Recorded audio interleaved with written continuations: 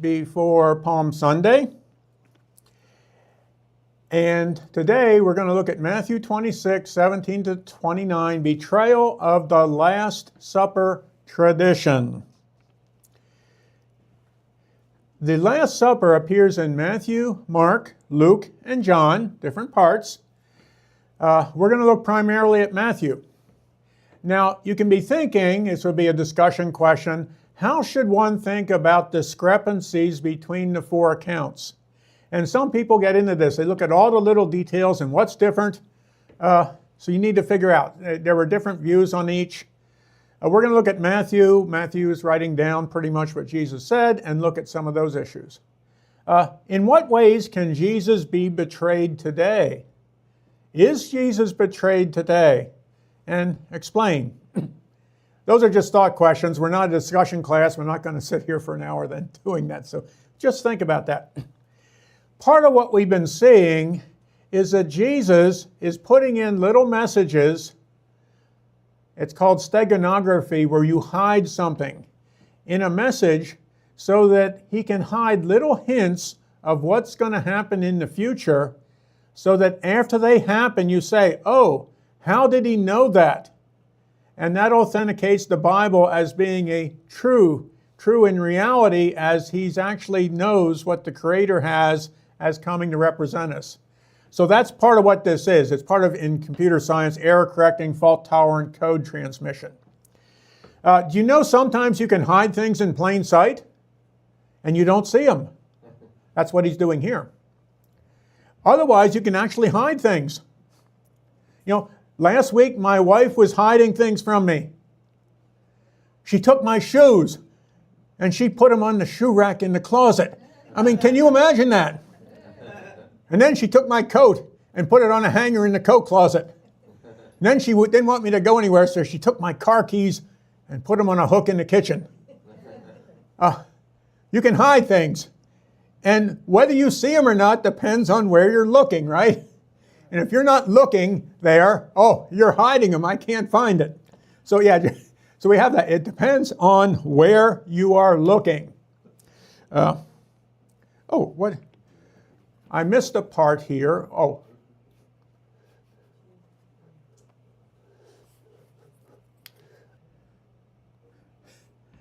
So sorry for the delay. It's always something new. Betrayal of the last. So let's start in back up one verse. And from that time, Judas Iscariot sought opportunity to betray him. The opportunity means a good time. Notice he's seeking it. Seek and you will find. We're going to have that verse later, or that word later, but we'll do that. Now the first of the unleavened bread. You see how they put in day and feast in order to handle some of that? They fill in the details in English. Of unleavened bread. Unleavened means it's that crispy matzah bread. It's not leavened and fluffy. The disciples came to Jesus, saying unto him, Where wilt thou that we prepare for thee to eat the Passover? They're going to prepare it. They're going to eat. They expected to eat the unleavened bread or the Passover meal on the day of preparation. Now, John tells us they dipped the bread piece, which would not be leavened. We got some discrepancies there. That's why I asked you about that. We're going to resolve some of those, but as long as you get the general idea, you don't want to get it too tied up with all those discrepancies. He provides instructions, but it may have been for the day before, like is in John. How well does unleavened bread dip? That crispy bread doesn't dip very well. I went to a Seder reenactment at the Risser Mennonite Church a few days ago, and I asked a Jewish person, a Messianic Jew, well, what at this supper, if Jesus had a supper like it says, people assume they did, the Seder meal, what would they have dipped? And the only thing she could come up, they would have dipped their hands to wash their hands. That's the only thing you're going to dip. So I just thought that was interesting. Now here, the upper room, think of this. We're already booked for the Passover crowd on the day of preparation with unleavened bread. If you want the early bird special, make your reservations, and you can get the leavened bread at a special price before it's too late. Just like on Lent, where you have the Lent day before, and you can actually dip your bread. Well, that's just one explanation. The whole point is the disciples thought they were going for the Passover meal. We'll see. He said, go into the city. Police, political, it means many, or city, a lot of people, to such and such a man. Or he didn't want to say the name of the person. So that's that Greek word for that, dina. And say unto him, the master saith, my time is at hand. I will keep the Passover at thy house. House is nowhere in there. With my disciples. Little play on words. Kyros. Season is hand. And near, engis, in the hand, in the earth, sand. He's literally saying, my time is near, my hand is at hand. Has these little funny little passwords with the play on words. That's all I can make out of that, but it is funny. I will keep the Passover. That word doesn't mean keep. And when I talk to people, they say, oh, they decided because it's an idiom or this, okay. But I know enough Greek.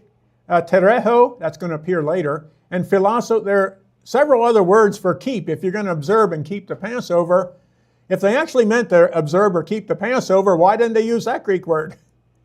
He uses the word for make or cause.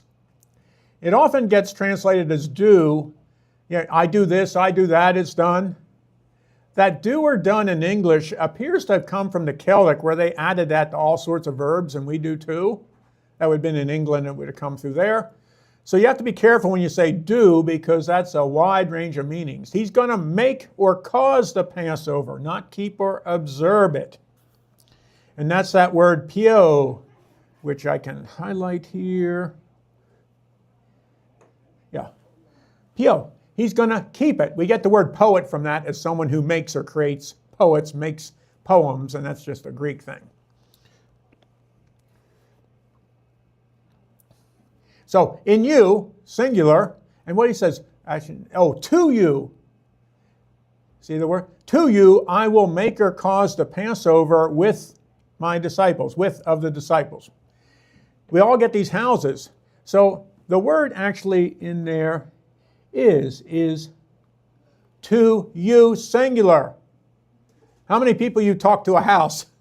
To you, the house. This could either be to the person. Why is he going to make or create the Passover to this one person who has the room? Another option is that city. Remember, he talks about Jerusalem and you killed all the prophets and everything. They're outside the gate. You can't see the house. You can't see the person. To you, to the city, I will make the Passover, to Jerusalem. You got different choices there. It's not clear what it is. It's in the middle of both. It could, my time is at hand to you, to person. Say that to them. You see how it gets ambiguous, and sometimes you can't figure out, well, which one is it? And so when you do that, you leave it open. It could be either one of these. And we need to look at all the alternatives. We're not going to do that, but if you were, you would look at that. And the disciples did. They made or created. This is the exact same word. He said, I will make or create the Passover. And they made or created as Jesus appointed them. No, that's the same word. Remember, it was translated commanded in the donkey, when he rides a donkey in. That word syntaxon means to arrange, put in order. And they made or did as Jesus had arranged for them. Yeah. And they made ready the Passover. Now there's one verse in Job. A land of darkness as darkness itself, and of the shadow of death, without any order, and where the light is in darkness, is as darkness. We don't need this verse, but it's the only place this word appears. It's the word in pink there, Seder. And that's the Seder meal. How many people have heard of that? Seder meal, yeah. And the Haggadah is the prayer book that they use. And a popular one, similar to the one we used, is the one from Maxwell House. It appears Maxwell House owners, they were Jewish or whatever, and so they have the Maxwell House prayer books. And as far as meals go, they're good to the last drop, right, with Maxwell House. And it has to do with their exit from Egypt. It's Seder, it means order. Remember, they got out of Egypt, crossed the Red Sea and everything. And the Pharaoh's soldiers could not believe what was happening. They were in denial. They were in Denial River, right? Yeah, they were in actually the Red Sea. Now, here's an icon of Jesus at the Last Supper. Yeah, I have one. It's about 2 feet by a foot. I have it behind on the wall where I can see it when I'm working. And the word in Greek is o mystikos theipnos, or here theipnos o mystikos. It's the secret dinner is what it's called in modern Greek. Mystical. We get mystikos, mystical, which at the time meant an initiation into something. So yeah, and that word theipnon appears a few places, including the Luke story of the Last Supper. It's also, I stand at the door and knock, I will sup with you, theipnon, theipnizo. Yeah. Here's the famous painting by Leonardo da Vinci, late 1400s. Remember, Jesus, he's making a reservation, early bird special. Table for 26, please, but there are only 13 of you. Yes, but we're all going to sit on the same side. So when they paint the painting, they're all on the same side, but I don't think they would have done it that way for the camera. Early bird special. This is where Pastor Grove talked about that painting when I asked it engraving 45 years ago. I keep adding a few years. Yeah. Now they use recline because they would recline instead of sitting, right? They didn't use the chairs. They would recline at the meal. In the Jewish Seder meal, they would do that if you're really going to be picky on that. Rather than sit, just like at the wedding feast festival. Now, did they recline? Yes, they did recline. And they'll use the Greek word anakima, be dedicated. And as usual, the first meaning is be dedicated. Then we got 6 other meanings, all related. And the 9th one is also, just not used much. And then meaning 8, lie down, recline at a meal. That's only in the Greek New Testament. They keep adding these words and making up meanings. Oh, yes, they did sit there. Now, when evening was come, he sat down with the 12. The word means dedicated. He was dedicated with the 12 to a mission. You see, they did sit down, right? That is true. But the word actually means be dedicated. There was a dedication going on here.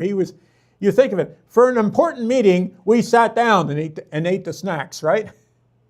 For an important meeting, we were dedicated to the issues. You see the difference? So it's just a little one, but when they sat down, it was like they were dedicated. He was dedicated to doing something, and that's what it's there for. The next one. Go back to Matthew 15. Why did the disciples transgress the tradition of the elders? They don't wash their hands when they eat bread. Then we go to chapter 10. Simon, Judas Iscariot, who also betrayed him. The one word is parathosin, the other is parathous. They're all related. The endings differ on the inflection, and it's a noun or a verb. And in Greek, the words for tradition and betray are related and similar because they come from the same base word.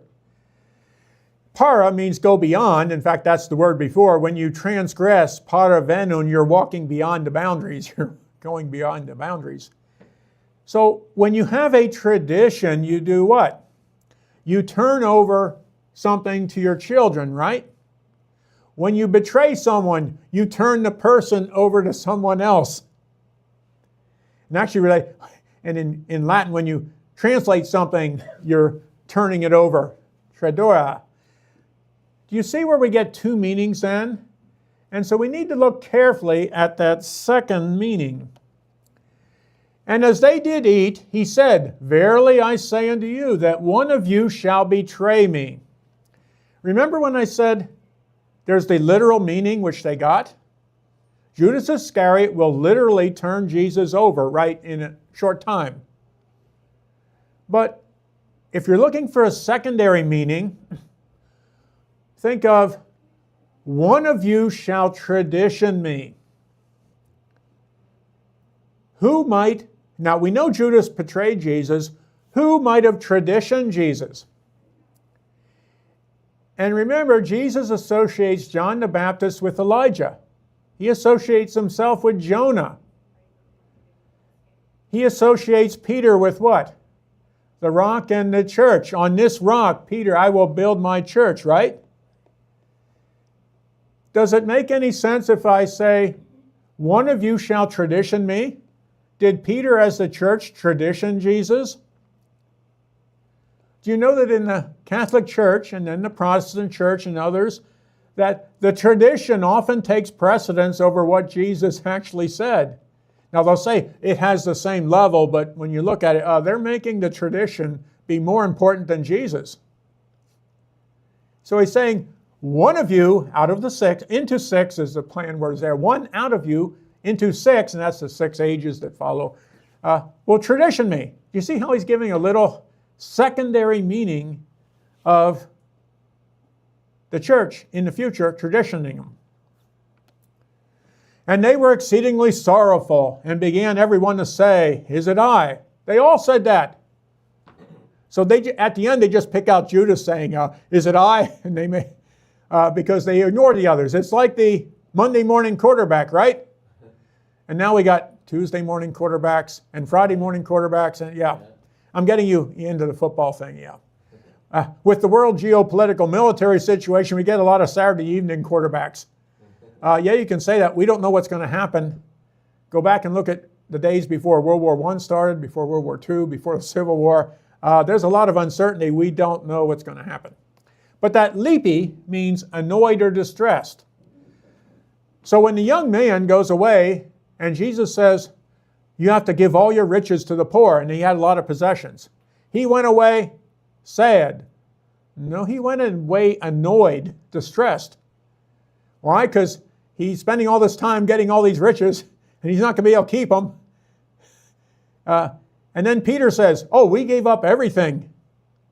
And then Jesus has to explain it. What's in it for us? Peter would have never said that if he told the rich young man, you have to give up everything. Apparently he didn't say that, but that got changed. So anyway, whole analysis of that is that the money appears to be neither good nor bad. It's how you get it, what you use it for, and do you deceive people? Do you steal it? And what do you use it for? And so that appears to be more important than just giving all the money to the church. Catholic Church, they wanted all the money and so forth. There's a trade-off, you got to use it wisely.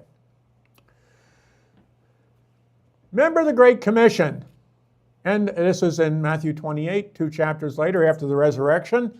Go ye, as ye go through your life, teach all peoples, all the peoples, not nations. Nations mean, today means something different. Teach all the peoples, baptizing them in the name of the Father and the Son. And the Holy Ghost is controversial because it may have been added later. We don't know. So what do? We teach you about it. And then what do? We sprinkle you, right? Sprinkle, immerse you. We baptize you in water, right? So we go around doing that. And if you don't do what the church wants, say, oh, well, we're not going to baptize you. That word baptize, it's only used twice, I think, by Jesus in Matthew. Other than calling John the Baptist, because that's what they called him. But yeah. Baptizing means immersing completely in something. It's used for dyeing cloth, or figuratively in over one's head. So you have the baptizing. Well, if it meant getting everyone completely involved and immersed in the teachings of what I'm saying to do, why didn't he tell us more about that? Let's go to the next verse. Teaching them to observe. Here's that observe, the same word, what they should have used if he's observing. Teaching them to observe all whatsoever I have commanded you. I am with you always to the end of the world, or to the working together of the cooperative effort of the religious hierarchy and the people, which isn't going to happen. It'll be at the end. So how does this get taken out of context?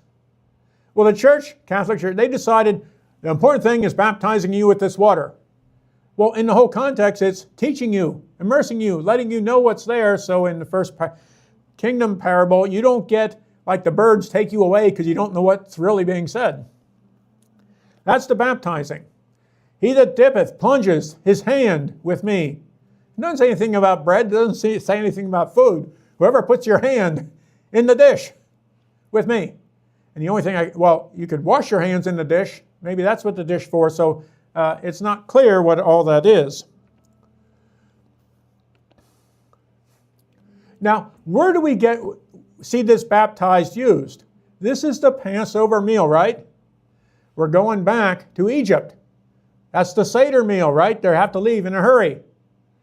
And they said, and you shall take a bunch of hyssop and dip it in the blood in the basin and strike the side posts on the top of the door, right? And stay there till morning. Literally, you're supposed to do some of this outside the door in the Greek. You don't want to be doing all the blood stuff inside the door. You see when it says dip in the blood? Bapsindus. You baptize it. You immerse it in the blood. So we actually have that word for baptize. Splashing the blood. That Keniza diagram, I've showed that before. You have the 3 Pac-Men with the mouths there. And if you're normal, you see a triangle. I have students who say, I don't see it. Well, if you're normal, most people see that triangle. If you splash the blood there the way it said, you can see a cross there. Same, and with the same aspect. So let me go back to the one here. You see when you baptize it, you see what the Latin word is at the bottom? You tincture, and from the word tinguita, we get intinction, where you actually, you baptize the bread. We don't do that too much in the church anymore after COVID, but that's where that word comes from. And we had that. And he said, and I took this whole thing of 140 slides and I took it down to 40, so we left a lot of things out. Which he that dippeth hand with me in the dish, the same shall betray me. If we're looking for a second meaning, and I'm looking for this with play on words, I found about 250 so far in Matthew. Someone asked me before, where'd they come from? Well, I found all of them. I can't find anyone who's found them, but all you do is look at them. So, mete, methi, mu, tekiranan, tinkirian, ton trivilion, triplion. The question is, do those play on words actually fit? He says, who's going to betray him? Who's going to tradition him? Who is drunk of me, the Lord or mistress, in the 3-boat or the tree boat? It's not clear what that means with the tree boat. And that's what they actually did. They traditioned. Remember in Revelation it says, the harlot who's drunk with the blood of the saints? And they mentioned ships in there. Well, here we got something about ships, plio, and we got something about being drunk and the harlot. This is the underlying meaning. It's not the primary meaning, but it's an underlying additional meaning. The Son of Man goeth, that is written him, but woe! That's why, as a bird of prey, or prey coming down, by whom the Son of Man is traditioned. It will be good or kalana raka for him if he had never been born. Raka meaning ignoring the counsel. We sang the song Holy, Holy, Holy. Only 3 places where there's a word 3 times in a row. One is Jerusalem, but that's in the incidental. The other is woe, woe, woe, why. No one's ever written a hymn for why, or whoa, whoa, whoa. The closest we get is Elmer Fudd with his edition of whoa, whoa, whoa, your boat. Yeah, that's the closest. Then Judas, which betrayed him, answered, is it I? And it's not clear. You have said? You have said? What did you say? So we have all these things. But they picked out the one as a Monday morning quarterback, and yes, it does fit. And when they were eating, Jesus took bread and blessed it and brake it and gave it to the disciples. Take, eat, this is my body. That blessed is the evlogia. It's not the makarios, I'm happy. It's the good word, and we get eulogy from that. Break the bread. Break the rules. Which rules? The bread at 11. You're breaking that. The rules are broken for you. I thought, they always say we need to break the bread, right? The bread represents the body of Christ, the church, right? If we're supposed to break the bread, why do we have to have unity? Why don't we leave the bread altogether if we want unity? And so it's just one of those interesting questions that's hard to get an answer on. He took the bread. At the Last Supper, Jesus says, take and eat.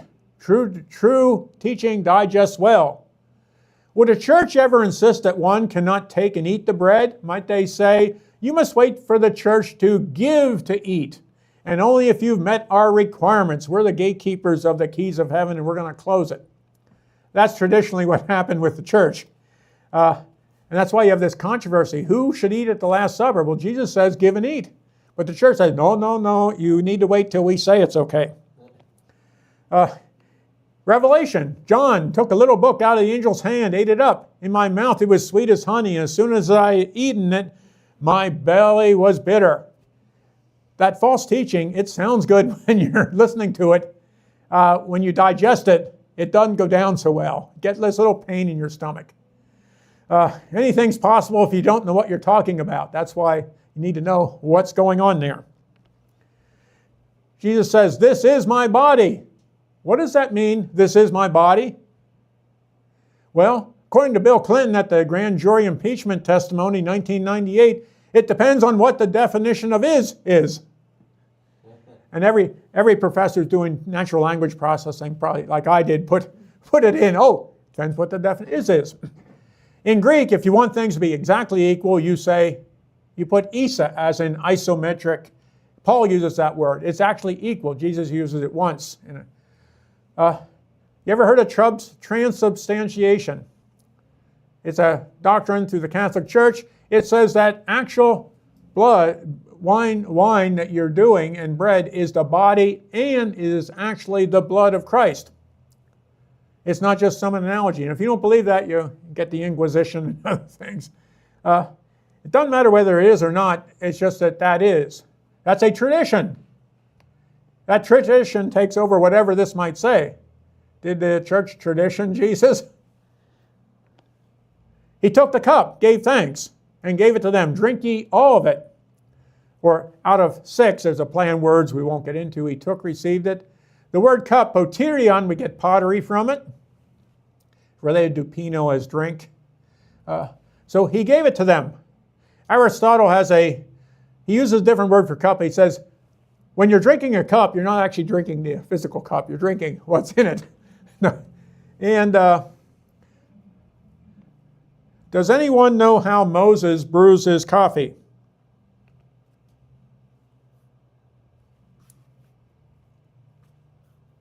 Now, not to stir up trouble, but instead of being good, he brews it. Hebrew? Right, the Hebrews? He brews it. I had a cup of hot coffee jokes. I was told to put a lid on them. Anyway, so there's some more jokes. He gave thanks.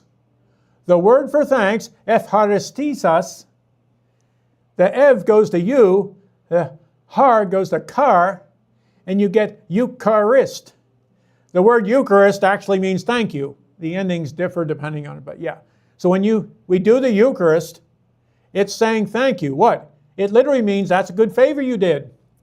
What favor? The favor of grace. Sometimes charis is translated as grace, and sometimes as joy. Are you surprised by that?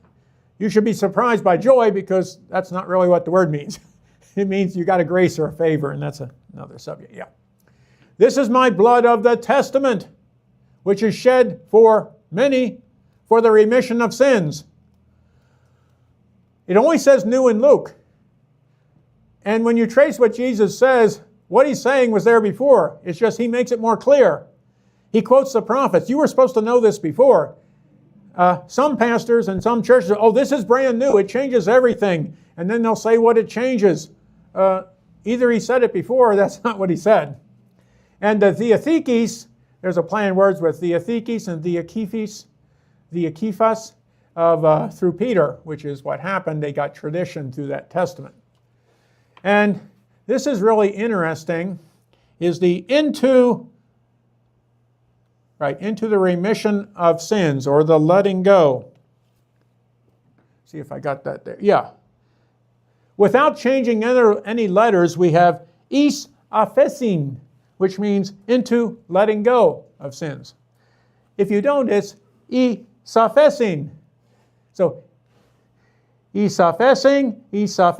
You can't hear the difference because they all slide together. Does it make a difference if I say into the obviousness of the sins, if it's clear or evident? And you get, what's a not clear or not evident sin? Might be deception. Deception might be the not clear. It's not for many. And the for many is there. Remember the city had many in it? Yeah, so we have that. My blood of the New Testament, we have all four of those in Matthew, Mark, Luke. And the Luke one, likewise also the cup after supper, saying, this cup is the New Testament in my blood, which is shed for you. This is the only place new appears. It's in 2 Corinthians. But in Matthew and Mark, it doesn't say new. You got to decide what's new about it. First red letter New Testament, 1898. It was motivated by this verse. In the red letter Bible, you should read the red, so it is well bloody red. You need to read it. I say bloody, that's a British term, but it comes from Bledsoe.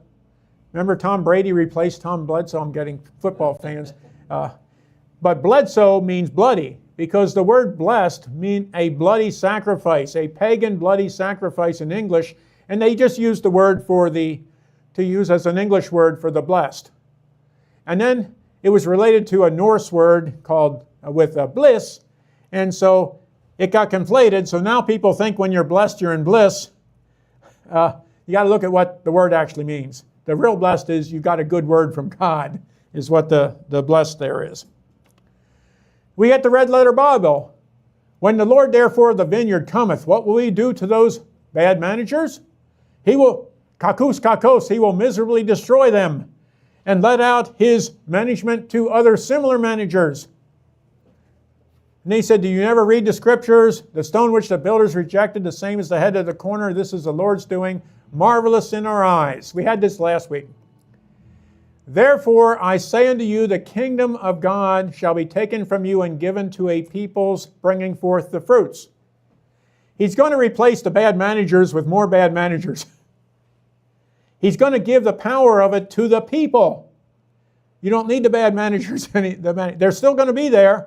Still got to do things, but you're responsible now at the bottom. He says through this, because they rejected him, that's no authority. Remember, he refers back to Psalms. And the next verse is, this is the day when the Messiah comes in. I am the Messiah. Through this authority, the kingdom of God is taken from you. But he said he wouldn't tell them, and he didn't. He said the two verses before, and he said, haven't you read that? Now look at this part. Who says the part in gray? 21:41. And this is why in the red letter Bible you got to be careful and look carefully. Did someone else say that? He's in front of the religious establishment. They can get pretty mean and stone you, right? Get you crucified. And it's pretty obvious those husbandmen he's referring to them, and he even says at the end, they realized he's talking about them. Are those religious establishment going to say, they say to him, the religious establishment says, he's going to come and destroy us. Are you going to say that? No. If you're standing there with Jesus, are you going to say that? They're going to hear you and they're going to go after you. So the only one conclusion is it appears this is part of the story. Jesus actually says that part in gray because there's no one else to actually say it. And then it's carefully worded with some play on words and the, kakos, and people aren't just going to say that. And how are they all going to say the same thing at the same time? Right? Are they going to say the same thing? And the whole point of this is when you see the red letter Bible, realize it's probably 98% accurate, but there may be parts that Jesus said that they didn't think he did, and the other way around. So you have to look at that very carefully. I will not drink henceforth of this fruit of the vine until that day when I drink it new with you in my Father's kingdom. And so we have the fruit of the vine. But those words actually can mean something else. What happens if grapevines get too much sun and not enough water? Well, it's going to be hard raisin grapes. Right? The grapes will be hard raisin. I heard that through the grapevine. Is that being unreasonable? And you see it was a grapevine. So anyway, we have that. Remember I said there are second meanings in here? That generation is the same word, generation of vipers, right? He just talked about bad fruit on trees. Yenimata, and you could either have two N's or one for that. But a kedron, he's using vipers. That kedron is actually a word used in the Old Testament. It meant to rub grain apart. And that's how this whole chapter started in Matthew 12. They were rubbing grain to eat on the Sabbath when they weren't supposed to. And Matea has to do with feudal. So instead of, I spelled generation, fruit of vipers, it's generations, vain, feudal, grain rubbing. Little play on words. And those vipers are like birds. They have all this false teaching. They're wind that are blowing with their... So to protect you from the vipers, you need some windshield vipers. Anyway, yes, you need that. So when they had sung a hymn, and there was no hem or haw about it, it was a hymn, and then they hauled it off to the vineyard, right? They went out into the Mount of Olives. The next verse starts the thing with Peter's denial. That'll be in 2 weeks. There we have, and they went to the Mount of Olives. That's where you grow the olives. The Garden of Gethsemane is at the base of the mountain. Gethsemane means olive press. So you bring the olives from the top to the bottom, and that's why we have Gethsemane as at the bottom. They went to the Mount of Olives, they sung a hymn, and that's where we'll pick up with next time. Remember, Jesus says unto him, Verily I say unto you, that this night before the rooster crows, thou shalt deny me thrice. And if you actually look at the Greek, the 3 times is in the middle. And there are different ways to parse that. They can all make sense. Plus looks like there's at least one additional meaning having to do with that, with Peter as the church, and the church denying Christ. So that'll be in 2 weeks. And that was what we have for today. And I missed my slide there because I had to fix some things up. So there we have it, a little bit on the Last Supper. Remember, there's at least 2 meanings. One meaning is the literal one, which is pretty much correct. Right? He talks to Judas, he breaks the bread and the wine. And the second one has to do with, well, who's going to tradition me in the future? And that appears to be Peter as the church, which happened historically. And there are little play on words in there, that steganography, to hide the message so it can be later found, because the people changing